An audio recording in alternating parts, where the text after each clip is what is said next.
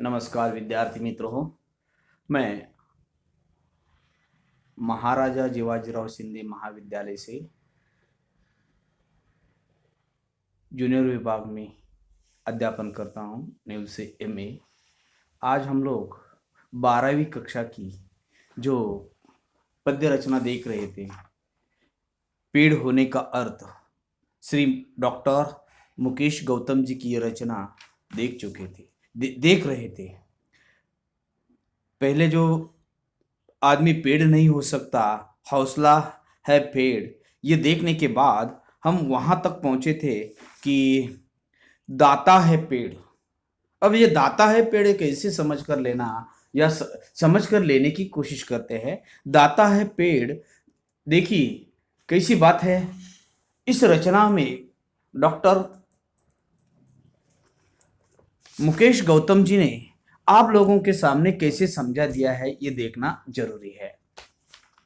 देखिए, हम पहले आप लोगों को पढ़ा देते हैं और फिर उसी का अर्थ आप लोगों के सम्मुख रखने का प्रयास करेंगे। क्या है ये बात? देखिए, पहली जो पंक्तियां है, यानी कि दाता है पेड़ की जो सीख है या कहना है, वो देख लीजिए। तन जड़, तना, शाखा, पत्ती, पुष्प, फूल और बीज, यानी कि पेड़ का हर एक अवयव, जिसे हम मराठी में कहते हैं, जड़, तना, शाखा, पत्ती, पुष्प, फल और बीज, हमारे लिए ही तो है पेड़ की हर एक चीज। हमारे लिए ही तो है पेड़ की हर एक चीज। किसी ने उसे पूजा, देखिए, किसी ने उसे पूजा, किसी ने उस पर कुल्हाड़ी चलाई। पर कोई बताए क्या पेड़ ने एक बूंद भी आंसू की गिराई? क्या ब... पर कोई बताए क्या पेड़ ने एक बूंद भी आंसू की गिराई? वे आगे कहते हैं, हमारी सांसों के लिए शुद्ध हवा, हमारी सांसों के लिए शुद्ध हवा, बीमारी के लिए दवा। शव यात्रा, शगुन या बारात, सभी के लिए देता है पुष्पों की सौगात। बीमारी के लिए दवा, शव यात्रा, शगुन या बारात, सभी के लिए देता है पुष्पों की सौगात। आदिकाल से आज तक, आदिकाल से आज तक, सुबह शाम दिन रात, सुबह शाम दिन रात, हमेशा देता आया है मनुष्य का साथ। सुबह शाम दिन रात हमेशा देता है मनुष्य का साथ। कवि को मिला कागज, देखिए उन्होंने आप लोगों को कौन कौन सी बातें दे दी है। कवि को मिला कागज, कलम स्याही, वैद्य हकीम को दवाई। देखिए वे कैसे के, कवि को मिला कागज, कलम स्याही, वैद्य हकीम को दवाई। शासन या प्रशासन, शासन या प्रशासन, सभी के बैठने के लिए शासन हो, शासन या प्रशासन, सभी के बैठने के लिए कुर्सी मेज आसन, कुर्सी मेज आसन, जो हम उपयोग नहीं करें, जो हम उपयोग नहीं करें। वृक्ष के पास ऐसी एक भी नहीं चीज है, ऐसी एक भी नहीं चीज है। जी हाँ, सच तो यह है कि पेड़ संत है, दधीची है। देखिए, कवि ने आप लोगों को पेड़ का महत्व समझाते हुए पेड़ के हर एक अवयव या पेड़ की हर एक उपलब्धि को आप लोगों के लिए किस तरह उपयुक्त है, यह समझाने का प्रयास किया है। डॉक्टर मुकेश गौतम जी पेड़ के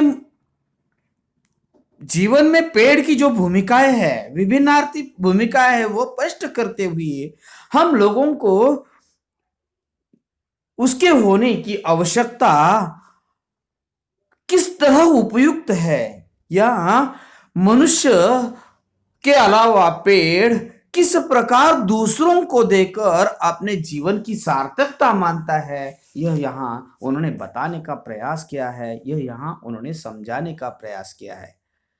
अब देखिए, एक एक शब्द का अर्थ हम देखते हैं। जड़ यानी कि मराठी में तना, तना यानी कि खोड़। शाखा यानी कि जिसे मराठी में फांदी, फांद्या। पत्ती, पान। फल, फल। और बीज, बीज, बीज। देखिए, ये जो पेड़ होता है वो पेड़ बीज से बनता है। बीज जैसे कि आप लोगों ने इससे पहले देख लिया था, बीज अंकुरने के साथ उसमें से कैसा कैसा अपनापन होता है या कैसा वह दिखाई देता है। जैसे कि उन्होंने बता दिया कि कवि ने इससे पहले कहा था कि आदमी सिर्फ आदमी है, वह पेड़ नहीं हो सकता। आदमी सिर्फ आदमी है, वह पेड़ नहीं हो सकता। और ये भी बता दिया है कि जैसे कि उन्होंने बता दिया है, पेड़ पेड़ आदमी सिर्फ आदमी है, वह पेड़ नहीं बनता। और आगे लिखा, आगे भी कहा था कि जो अंकुरित होने से टूट जाने तक, अंकुरित होने से टूट जाने तक आंधी तूफान हो या कोई प्रतापी राजा महाराजा, पेड़ किसी के पाँव नहीं पड़ता। पेड़ पेड़ किसी के पाँव नहीं पड़ता, ये देख लिया था। फिर उन्होंने आगे बता दिया है। फिर डॉक्टर डॉक्टर मुकेश गौतम जी लिखते हैं, कहते हैं जड़ यानी कि जो पेड़ होता है, पेड़ की हर एक उपलब्धि आप मनुष्य के लिए किस प्रकार या कहां तक कैसे उपयुक्त है, यह दिखाने का, यह समझाने का प्रयास किया है। उन्होंने बता दिया, हमारे लिए ही तो है पेड़ की हर एक चीज, पेड़ की हर एक चीज हमारे लिए तो ही बनी हुई है। देखा, उन्होंने यह भी समझा दिया है कि पेड़ कभी किसी पर रूठता नहीं। ये बता दिया है कि पेड़ ने कभी किसी के साथ दूजा भाव नहीं किया। कैसे उन्होंने समझा दिया है, वह कहते हैं, किसी ने उसे पूजा, किसी ने उस पर कुल्हाड़ी चलाई। किसी ने उसे पूजा, किसी ने उस पर कुल्हाड़ी चलाई। पर कोई बताए, परंतु कोई ऐसा है कोई ऐसा है जिन्होंने मनुष्य के खिलाफ यानी कि वो व्यक्ति के खिलाफ उन्होंने विद्रोह कर बैठा, वो विद्रोह कर दिया है। पर कोई बताए, क्या पेड़ ने एक बूंद भी आंसू की गिराई है? इतना सब कुछ सहने के बाद भी देख लीजिए, वो कहते हैं, क्या पेड़ ने एक बूंद भी आंसू की गिराई है? तो बताओ। तो वो आगे कहते हैं, इतना होने के बावजूद हमारी सांसों के लिए शुद्ध हवा, वह सब कुछ सह लेता है। वह हमारे सांसों के लिए, जो हमारा श्वासोच्छ्वास चलता है, जो हमारे लिए जीवन के सबसे उपयुक्त जो हवा का होना जरूरी होता है, वह शुद्ध हवा देने के लिए वह सदा तैयार होता है। शुद्ध हवा देने की, जो भी कोई कुल्हाड़ी चलाए या कोई उसे पूजा अर्चा करे, फिर भी वह क्या करता है, किसी के सामने या पेड़ किसी के सामने आंसू नहीं बहाता। वह कभी किसी के सामने दुख व्यक्त नहीं करता, वह आंसू नहीं बहता। और उन्होंने बता दिया है, फिर भी वह क्या करता है, हमारी सांसों के लिए शुद्ध हवा देता है। इतना ही नहीं, बीमारी के लिए दवा देता है। आप लोगों को मालूम है, बहुत सारी जड़ी बूटियों से दवाई मिलती है। ये तो बात आप लोगों को सब छात्र छात्राओं के लिए मालूम है। तो उन्होंने ये बता दिया है कि बीमारी के लिए दवा, शव यात्रा, शगुन या बारात। देखिए, इतना ही नहीं है, जब कोई एकाध व्यक्ति चला जाए तो हमारे लिए वह फिर भी उपयुक्त होता है, क्योंकि हम शव यात्रा पर पुष्पमाला या पुष्प या जो कोई फूल है, वह उस फूलों से वह उन्हें की सजावट करते हैं, फूलों से उन्हें भर देते हैं। उनका कहना है, शव यात्रा हो या शगुन या बारात, किसी के यहाँ शादी ब्याह, कोई अच्छे खासे प्रोग्राम हुआ करते हैं, शगुन आनंद मौज खुशी के जो कोई हमारे यहाँ तरह तरह के प्रोग्राम हमारे घर में हुआ करते हैं, उसी समय की बात उन्होंने बता दी है। शव यात्रा हो शगुन या बारात, सभी के लिए देता है पुष्पों की सौगात। वह सभी के लिए, सभी सभी ठिकानों के लिए वह अपने पुष्प, अपने सुमन, अपने फूल सभी के लिए दे देता है आदिकाल। और इतना ही नहीं, उन्होंने बता दिया है, यह आज नहीं कर रहा है, यह आज नहीं कर रहा है, वह कब से कर रहा है? आदिकाल से आज तक, आदिकाल से आज तक, अतीत से बीते हुए कल से, यानी कि आदिकाल से आज तक वह क्या कर रहा है? आदिकाल से आज तक, सुबह शाम दिन रात। कब कर रहा है वह? सुबह हो, शाम हो, दिन हो, रात हो, अंधेरा हो, जब भी कहीं उसका उपयोग है मनुष्य के लिए, वह क्या कर रहा है? आदिकाल से आज तक, सुबह शाम दिन रात हमेशा देता आया है मनुष्य का साथ, मनुष्य का साथ।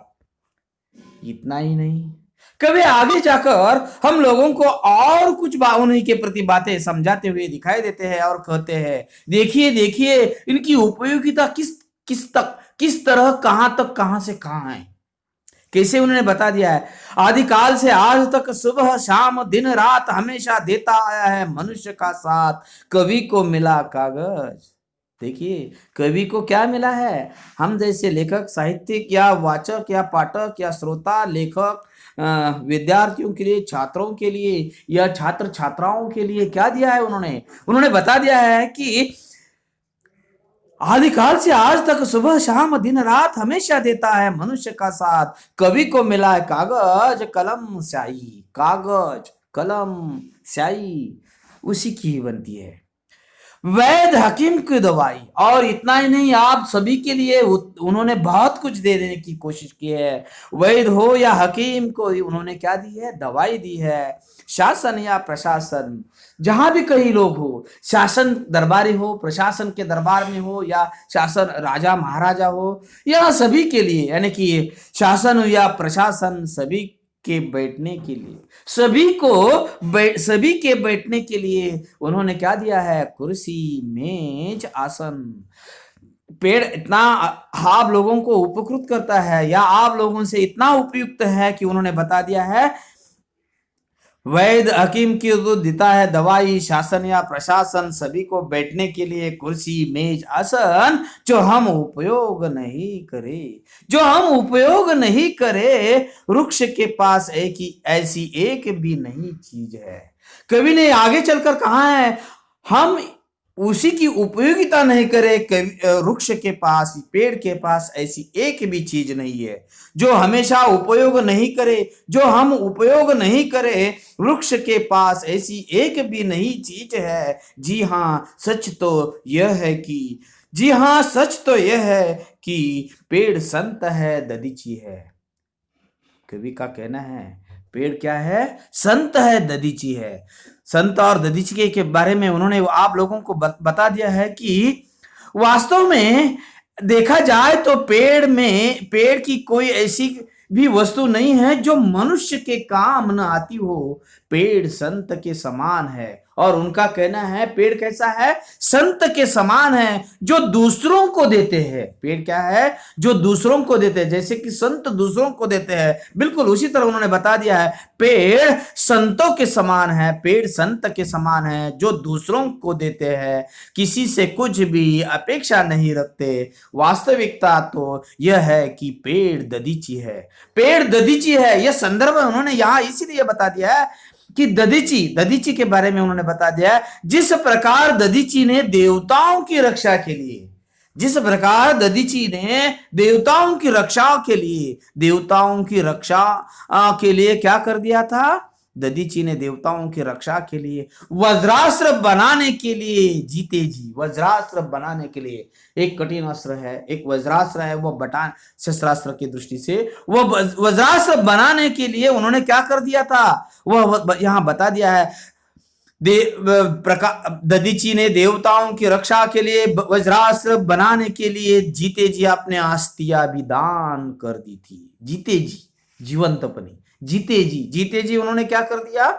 कि अपनी हस्तियां भी दान कर दी थी, उसी प्रकार पेड़ बिना किसी स्वार्थ के जीवन भर देता ही रहता है। उसी प्रकार पेड़ जीवन भर किसी स्वार्थ के स्वार्थ के बिना जीवन भर देते ही रहता है, देते ही रहता है। अर्थ की दृष्टि से देखिए, यहाँ जो कोई शब्द है वह शब्द की दृष्टि से, ये जो कोई शब्द है, जड़, जड़ का अर्थ होता है मूल, तना का अर्थ होता है खोड़, शाखा का अर्थ होता है फांदी, पत्ते का अर्थ होता है पाने, पुष्प का अर्थ होता है फूल, फल का अर्थ होता है फल, बीज का अर्थ होता है बी।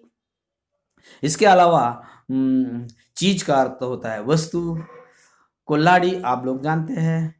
बूंद, बूंद का अर्थ होता है पानी। आंसू, आंसू का अर्थ होता है आंखों में टपकने वाला पानी। सांस, सांस यानी कि श्वासोश्वास। शव यात्रा यानी कि मृत्यु हो जाने के बाद निकलने वाली जो यात्रा होती है उसी के लिए शव यात्रा कहा करते हैं। शगुन, अच्छा खासा त्योहार या अच्छा खासा समय जीवन में आनंददायी जो जीवन प्रसंग होता है उसके लिए कहा जाता है। किसी का बर्थडे हो, किसी का जन्मदिन हो, किसी की सगाई हो, उसी के लिए। आदिकाल यानी कि पूर्व काल से, आदिकाल से यानी कि भूतकाल से। सुबह शाम समझते हैं, दिन रात समझते हैं। कागज, कागज, कलम, पेन, स्याही, स्याही। वैद्य, डॉक्टर, हकीम। शासन, प्रशासन, ये शब्द समझते हैं। कुर्सी, मेज, आसान, कुर्सी, चेयर, जिसे कुर्सी कहा करते हैं। मेज, टेबल। आसन, बैठने के लिए स्थान। वृक्ष, पेड़। और संत, संत। इस प्रकार के शब्द हुआ करते हैं। अब देखिए उसी का अर्थ कवि ने आप लोगों को इस दाता है पेड़ के रूप में कौन कौन सी बात आप लोगों के सम्मुख रखी है, उसका आशय या अर्थ की दृष्टि से आप लोगों को मैं समझाने का प्रयास करूं।